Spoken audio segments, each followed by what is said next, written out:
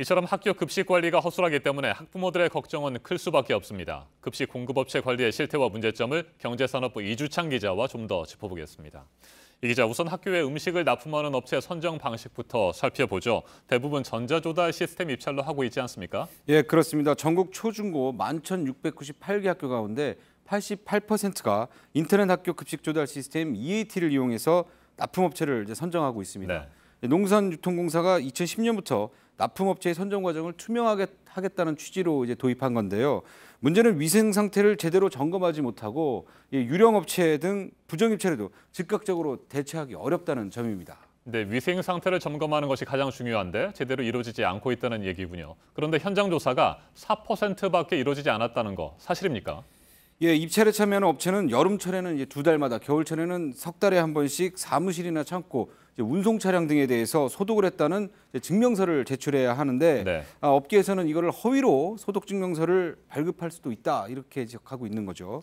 그래서 현장 점검이 이제 무엇보다 중요한데 8월까지 유통공사가 실제로 자체 검사를 했는데 352개에 불과했습니다. 등록업체 수가 이제 8,400개다 보니까 한 4% 수준밖에 안 되는 거를 현장 점검을 한 거죠. 네, 그렇게 관리가 안 된다면 급식 위생에도 문제가 많을 것 같은데 어떻습니까?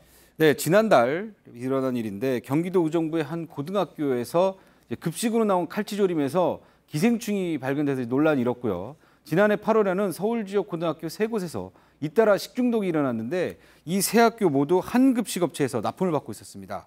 그런데 이들 모두 업체가 그 전자조달 시스템에 가입돼 있는 업체였고요. 게다가 이런 사건이 일어난 뒤에도 별다른 제재를 받지 않았습니다. 이 기자, 제재를 받지 않았다는 것이 무슨 뜻이죠? 심각한 문제가 적발이 돼도 다시 입찰에 참여할 수 있다는 겁니까? 네, 그렇습니다. 식중독 등 이제 문제가 일어나면 일단 학교에서 계약을 해지하고 해당 업체는 일정 기간 동안 입찰에 참여하지 못하게 하긴 하는데 이게 이제 공식적인 제재인데 실제로는 효과가 있을지 의문이라는 지적입니다. 직원이나 가족의 이름으로 다시 회사를 차려서 입찰에 참여하면 걸러내기 힘든 구조이고요.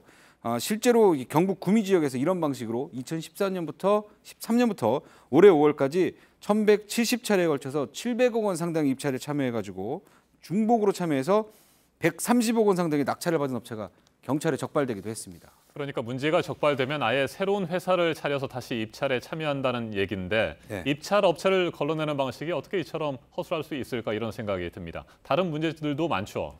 네, 이제 대리 납품하는 것도 이제 골칫거리인데요. 급식을 공급할 능력이 없으면서 일단 입찰을 따낸 다음에 다른 실제 납품은 다른 업체에게 넘겨주는 이런 방식입니다. 사실상 페이퍼 컴퍼니라고 할 수 있는데 직접 급식 공급을 하지 않고 수수료를 떼는 방식이다 보니까 위생 상태를 보장하기가 더 어렵습니다. 이런 부정 입찰 업체가 올해까지 8월까지 조사했는데 151개가 적발됐고요. 2015년 한 해 동안에 68개였는데 2배가 이제 훌쩍 넘는 셈입니다. 네, 국정감사 때도 이 문제에 대한 지적이 나왔는데 왜 아직까지 단속이 제대로 이루어지지 않고 있습니까?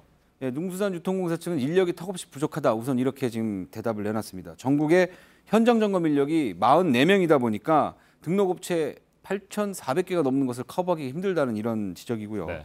하지만 농수산유통공사가 허술하게 대응한다는 지적은 피할 수가 없게 됐습니다. 왜냐하면 이 학교 급식 전자조달 시스템을 이용하려면 학교하고 납품업체 모두 수수료를 내야 되는데 5,000원에서 많게는 3만 원 정도거든요. 하지만 이게 수시로 입찰이 굉장히 많이 이루어지기 때문에 수수료 수입이 상당합니다. 지난해만 51억 원이고요. 올해 8월까지 38억 원의 수익이 났습니다.